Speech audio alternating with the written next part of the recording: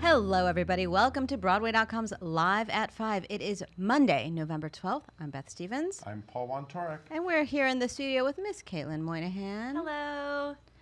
And we have a very special guest today. Whoop, whoop. We got Off-Broadway sensation. Off-Broadway sensation. Jocelyn Bioh is here. She is the playwright of Schoolgirls, or the African Mean Girls play. We'll get to that. Yeah. But first, our top The five. show everyone's talking about. Yes. But first, our top 5.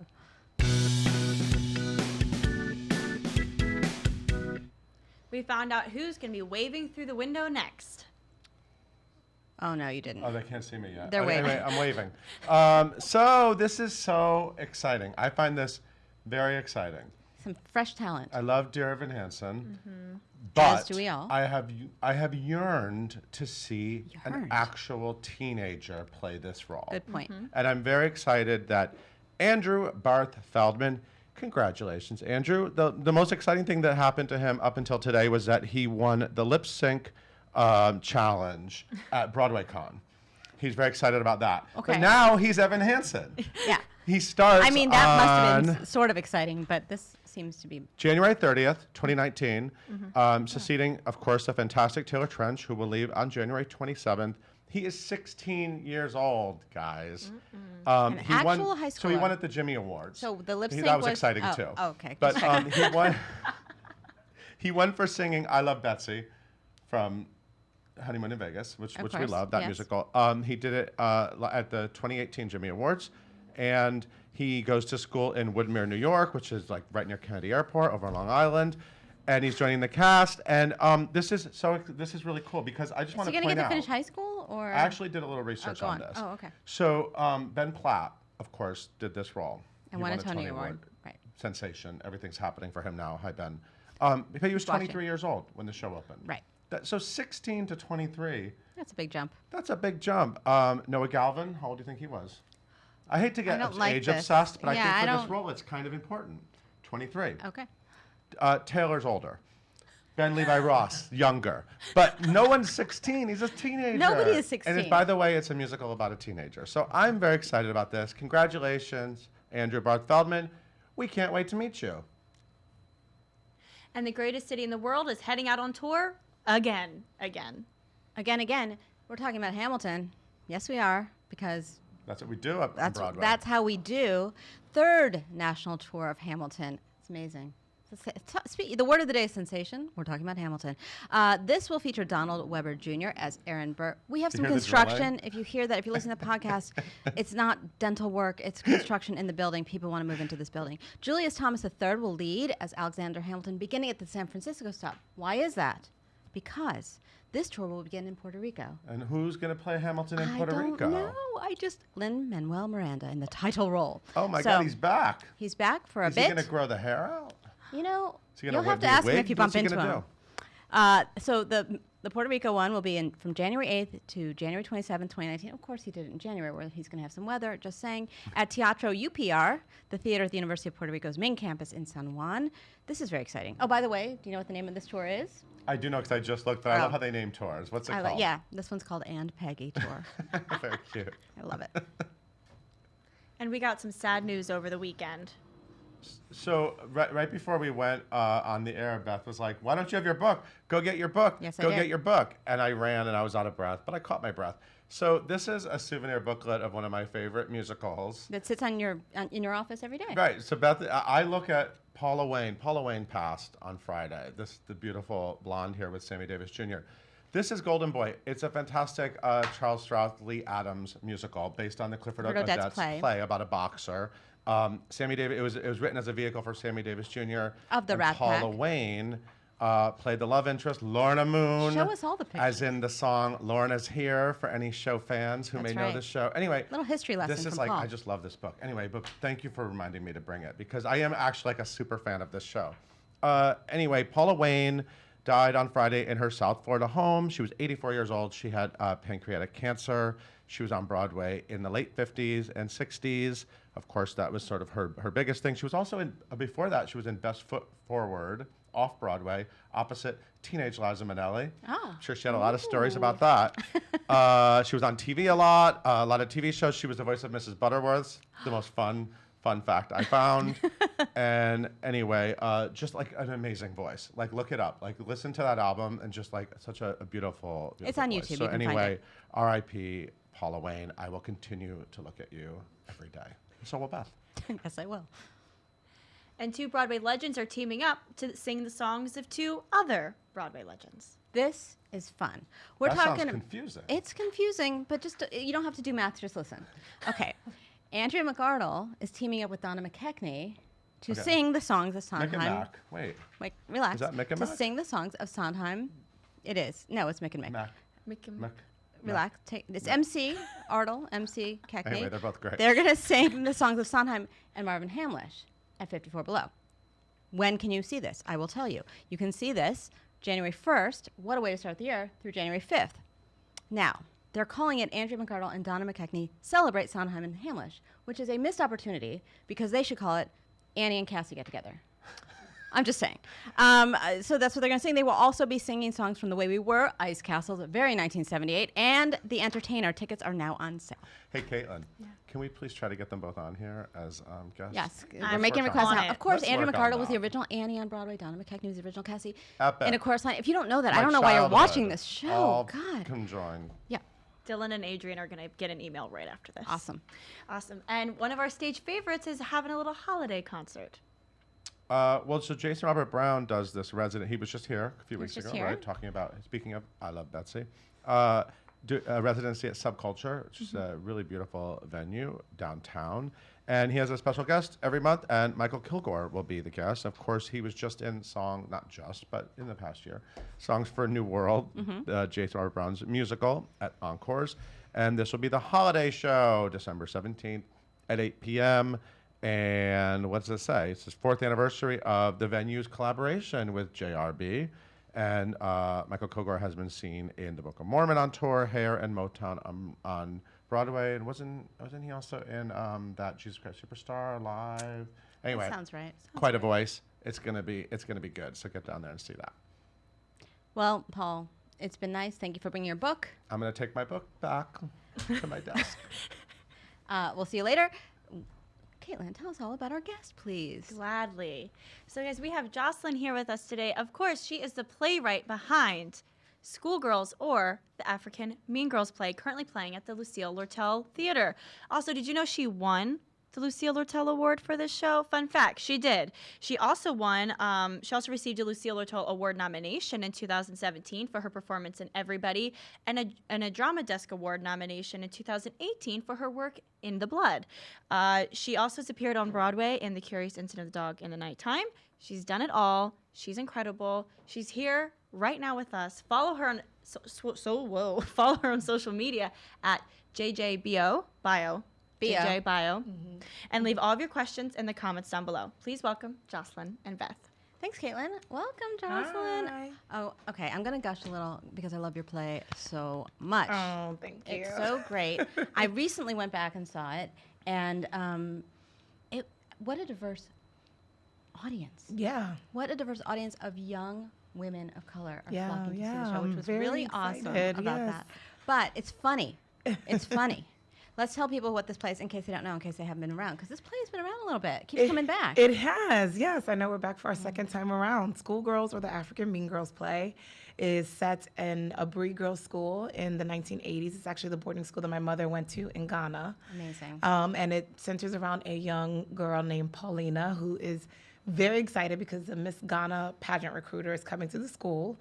And she's the reigning queen bee of her crew, so everyone knows she's going to be a shoo-in to win. Until Except dun, dun, dun. a new student transfers into the school who has a very mysterious background, and comedy and drama ensue. Yeah, mostly comedy, lots of drama too. I love that you're able to tackle big issues, but you're making us laugh the whole time. Well, I thank you. I think comedy is just a funny way of being serious, really.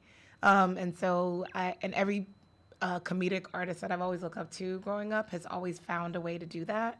And I knew that the play could do that. I just had to get there.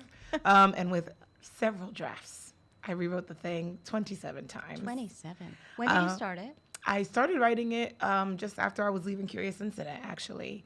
I was wrapping up my year or so stint in the show, and I knew I wanted to focus more on my writing.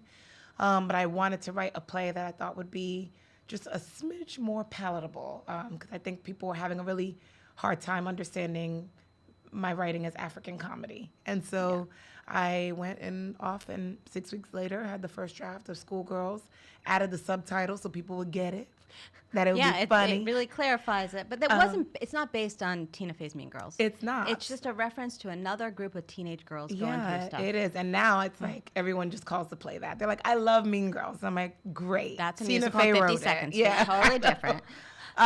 Hope you like Schoolgirls. No, now, I mean, it's nice to be able to kind of wink and nod at somebody who has been inspirational to me, and who I do feel like tackles topics that, are kind of serious or in a funny way, Yeah, but these girls are brutal. Ooh, yeah, I think Where did you find these insults, ma'am? Well, I went to boarding school myself, actually, so I have a lot of inspiration. They couldn't have been that mean. Listen. Oh, okay. I'm gonna sit back. You and don't tell know, my girl. story. You don't know. No, I mean, it was really being in boarding school and being away and being a teenager and coming into your own, and you're being left to your own devices in terms of growing up, can really bring out the best and worst in people. And I was really interested in that. I was really interested in humanizing the villain and understanding where their source of pain and fury comes from.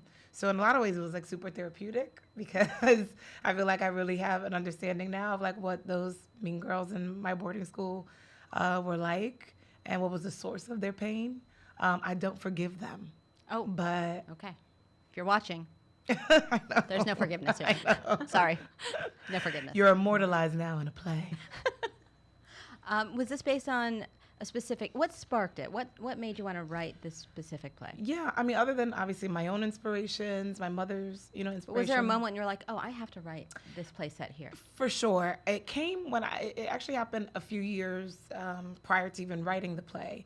I came across an article about the 2011 Miss Ghana pageant, where it was a big scandal there in the media, because they had went and procured a girl who was American born from Minnesota, Those actually. are not the rules, people. And she was biracial, and they claimed that her father was from a region of Ghana that is extremely remote, and felt very odd that anyone would ever emigrate from there to America. But they brought her back to Ghana. She competed and beat out 2 of the top models at the time. And it was just a big scandal. Anyway, she then went on to the Miss Universe pageant and didn't place, but it all just felt so clear and sad to me that they thought they would have a more competitive candidate in someone who was lighter skinned. And so, being a dark skinned woman myself and having my own struggles and journey to owning my beauty, I knew I wanted to conflate that somehow into a play, but not make it feel like an after school special. Yeah, it doesn't feel like that at all. So that was the work, That's and getting awesome. Schoolgirls to be what it is now. So let's just go back in your trajectory a little bit. Sure. So you are a writer and a performer. Yes. Which came first? I would say the acting. That definitely came first. Performing, because I grew up singing, dancing, the whole bit. Where did you grow up? I grew up in Washington Heights, New York City. All right. And then you went to Ohio State. And then I went to Ohio State. Which must have felt like this sticks to you. It A was. little bit. I'm from Ohio. I can say things like It this. was it was a very odd place, but I But really big, yeah. loved the school. I loved Columbus. I thought the energy there was great, but I learned a lot about being typecast and what all of that it meant, and that's actually what led to me writing plays, because I had to compensate for credits that I wasn't receiving in the theater program because they only cast Because to there weren't type. roles that you. I get it. So this that is a makes different sense. time, different era. Are This there is not certain when people writers were that you look forcing up- you to be diverse? Oh, it's totally a different era, Yeah, even though yeah. it was not that long ago. Right. Are there certain writers that you look up to? Yes, I mean tons. I feel like I pull inspiration from a lot of people who write and perform, from Charlene Woodard to Lucille Ball to Tina That's a great Fey. range right there. I Are you all mean, taking notes? You should be I taking notes. know. Tina Fey, Issa Rae. That it wasn't supposed to rhyme, but it did. But it did. I feel like I pull inspiration from a lot of folks, and stand-up comedians, old school comedians like Sinbad. I feel You like are so good at the setup. I know he The was. setup, and it's it's not really a punchline that would cheapen it, but it's a setup that leads to a funny moment. Oh, It's thank you. so- I'm so impressed by you. Okay. I know we've got questions from you guys, so we're going to take a few of Okay. those. Yes. Caitlin? Yes. So first question: what is your writing like procedure like when do you like have to sit down and like force yourself to write, the or does process, it just lady? come to you? What's the process like? Process is pretty fast. I would say I write pretty quickly. Really? It's odd. Everyone who's like killing themselves writing. It's I like, know. Oh, we don't love you anymore. I know. No, I just think that like when the idea, hits me, or what I know I need to rewrite, I'm able to like kind of like push through that. So I usually am able to pump out a draft in a week. What? It doesn't superhuman? mean that it's a good Oh, draft. that's fair. That's fair. But it's a draft. It's somewhere to start. And do you write chronologically? I do. I do. Just I do. go through I it. do not jump around in time. I don't know how to do that. So My does brain it don't work that gestate for way. a while and then you just get it out? Yeah, I'll like write down some notes and things, and then I just, when deadlines are great. So Deadlines if I are have a helpful. deadline, I'm like, cool. Start on Monday. Yeah. What did your mom think of this play? My mom hasn't seen it. What? I know, but my Because mother just lives, because she was an influence for it. yeah, well, my mother lives in Ghana, so she retired and moved back to Ghana, and the traveling schedule and things like that is like not as easy. I'm sure she's watching right now, though. Hi. Hi, Mom. No, she's very excited for me and thinks it's really cool that I like am writing about our culture, and yeah. It's so special. When I interviewed the cast, and you can go on Broadway.com and see that video, it was actually the first cast that I interviewed. And Yeah. so many of them were saying, you're seeing African schoolgirls. They're not in danger. No. They're just girls kind of, being mean to each other. Yeah. But there's no imminent danger, which is you think of like African play and it becomes this other and thing. that's really important to me, is that like I feel so sad that the like singular narrative of like the continent is kind of like war and struggle strife. and strife, and not that that's not true of many African nations, and I have so much respect for a lot of playwrights who actually have talked and about bring it to light. Yeah, But then there's a whole other part of this huge Exactly. continent where people are just living their lives, Exactly. being teenagers. Yeah, living everyday lives. And like, that's what I know. That's what my family comes from. And so it's important to me to be able to add to the narrative of how Africa's reflected. And so much of this comedy also comes out of the fact that it's a period piece. Yeah, I mean, I'm just fashion obsessed alone. with the 80s. I'm obsessed with the 80s. What a time to be alive culturally. What a time to wear those dresses. Politically, I know the fashion, the music. The hair. It was just so incredible to me. And it also like kind of made the play easier to write. If it was set in present day, someone could just look someone up on Facebook or on, Instagram. A quick Google search will tell you everything you need This to keeps know. everything contained. Yeah, this way, like people had to really talk to each other to find out exactly what was going on, or go in the principal's office and steal school records. Ooh, that's a little plot point for you. I'm sorry. There are more questions from our Facebook friends. Yes. So we would like to know, what was it like to see the audience reaction the first time and now have the show back on stage? I barely remember our first preview. I was so Were you walking the halls? I was so nervous. I was so nervous because this was such a new journey for myself. It was a new journey for Rebecca Teichman, my director, and for MCC. They'd never produced a show like this, or even a playwright who looked like me in a very long time. So I love going, by the way, to the Lucille Lortel Theater because in the front is sort of this walk of fame of mostly playwrights. Yeah. And I'm like, yeah. It felt... Yeah, this is a new voice. I know. I It love was that. really exciting. It was really thrilling. I mean, the audience was so giving and loving, but I barely remember it. I just remember that. Did you ever consider being in it? No. It's probably smart. No. Have you ever written for yourself? I have, and then I recast myself because it just felt like It's easier to watch it if you're not in it. exactly, and I've really heard. like do the work and figure it all out. So shout out to Lynn. I can't do what Yeah. you do, bruh. So good. So good. I love that. Okay, we have time for one more question. Yeah. Okay. Last question. Sure. Is what are you hoping that audiences get out of this show, and why is representation and what we talked about before so important to you? Wow, representation is super important to me because it matters. I mean, we can't have, in the same way that like I didn't think I could write a play like Schoolgirls had I not seen Denai's work or Lynn Eclipsed. Nottage's play Ruined. Like had it not been for any of their work, I don't know that I would have felt confident enough to sit down and write my thing. So all that to say that like representation matters and what that can do in influencing and possibly being a source of inspiration for someone is like super exciting for me. And what audiences get out of it, I just They are with you. yeah, They are laughter, right joy, there with the story. learning. I mean, there's something really incredible about being able to learn a lesson, even if you've been laughing through it. I feel like sometimes it can hit And be you transported harder. to a place maybe you've never been before, which is always something special. And like see facets of themselves in these girls who maybe look nothing or sound nothing like them, That's right. but feel a real universality and connection to them. That's important to me too. So what are you working on now? Oh, so many things. I'm writing a lot. I have quite a few commissions. Has your life changed because of this spotlight? Oh, completely. Go I mean, on. I think I started writing in TV 2 days after Schoolgirls premiered last year. So I have a show that I wrote on called Russian Doll that's going to be on Netflix sometime next year. Amazing. I also wrote on the second season of Spike Lee's show, She's Gotta Have It. So I've been diving into TV, and hopefully some more TV You're will so be, fancy. I you love know, in my future. And lots of plays. I have a new musical I'm working on right now called Goddess that I'm super excited about. And yeah, And I don't you- know about going back to the stage though. I haven't read anything yet that I'm like dying to be in, but it's As an actor. yeah, exactly. But I will be. I haven't quit acting. It'll happen. It's only been a year since my last play, guys. Yeah, just everyone calm down, will Yeah, you? let me breathe. Leave her alone. Gosh. Well, thank you so much for coming by, Thank Jocelyn. Okay, you. you guys can see Schoolgirls or, I love this, the African Mean Girls play at the Lucille Lortel Theater downtown through. December 9th, we've been extended. As of now, you never know if it's going to extend again, but Exactly. just in case, get your tickets right now. Get your tickets. Thank you for stopping by, Thank you. Jocelyn. Caitlin, will you take us out?